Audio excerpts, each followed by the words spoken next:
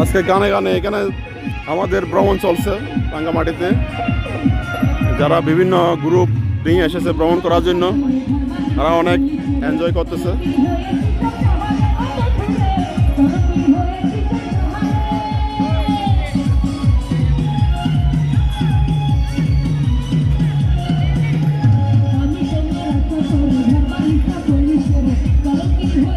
দেখুন এখানে একটা স্পট ছবি তোলার।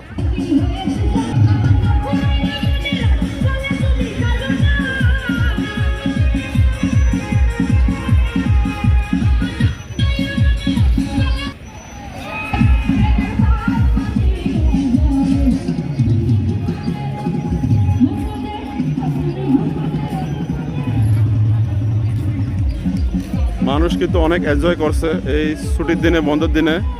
এখন সর্বত্র